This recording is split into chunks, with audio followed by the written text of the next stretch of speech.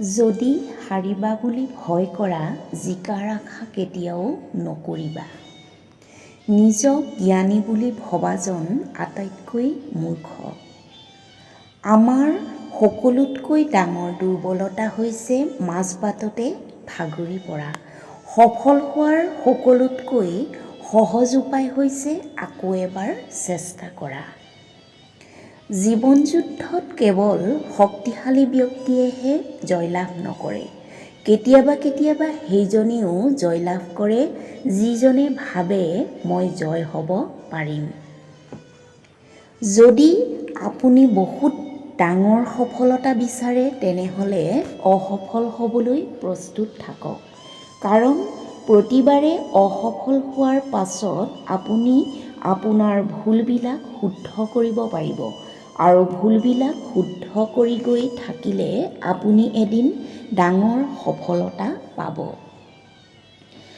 তুমি যিয়ে কাম নকৰা কিয় তুমি যদি উপযুক্ত বুলি ভাবিছা কৰি যোৱা। পৃথিৱীয়ে কি ভাবিছে চিন্তা নকৰিবা, জীৱন সুখৰ হৈ পৰিব। ধৈৰ্য ধৰা, বিপদৰ সময় পাৰ হ'ব।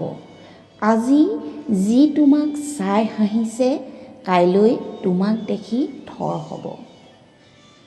নিজেই নিজৰ প্ৰশংসা কৰাটো ব্যৰ্থ, কাৰণ সুগন্ধিয়ে বুজাই দিয়ে ভুল ক'ত ফুলিছে।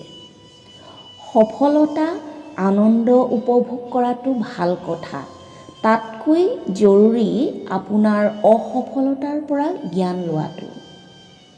পৰিস্থিতি লাগিলে যিমানেই কঠিন নহওক, মনৰ পৰা যদি সহজ বুলি ভাবি লোৱা সহজ হৈ পৰিব। জন্মৰ দ্বাৰা নহয়, কৰ্মৰ দ্বাৰাহে মানুহ মহান হয়। কোনো ব্যক্তি অসফল নহয় যেতিয়া তেওঁ হাৰি যায়, অসফল তেতিয়া হয় যেতিয়া তেওঁ ভাবি লয় যে মই জিকিব নোৱাৰিম। তুমি যিয়ে কাম নকৰা কিয় তুমি যদি উপযুক্ত বুলি ভাবিছা কৰি যোৱা। পৃথিৱীয়ে কি ভাবিছে চিন্তা নকৰিবা, জীৱন সুখৰ হৈ পৰিব। অপেক্ষা কৰাজনে সিমানহে পায় যিমান চেষ্টা কৰাজনে এৰি থৈ যায়। ভাল পাবলৈতো গোটেই জীৱনটো কম পৰি যায়, কিন্তু নাজানো মানুহে মানুহক হিংসা কৰিবলৈ সময় ক'ত বিচাৰি পায়। আমাক কঠিনতাৰ খুবেই আৱশ্যক, কিয়নো সফলতাৰ আনন্দ লভিবলৈ কঠিনতা খুবেই জৰুৰী। আমি কেতিয়াও পৰাজয় স্বীকাৰ কৰিব নালাগে আৰু সমস্যাই যাতে আমাক হেৰুৱাব নোৱাৰে তাৰ প্ৰতি গুৰুত্ব দিব লাগে। কোনো ব্যক্তি অসফল নহয় যেতিয়া তেওঁ হাৰি যায়, অসফল তেতিয়া হয় যেতিয়া তেওঁ ভাবি লয় যে মই জিকিব নোৱাৰিম।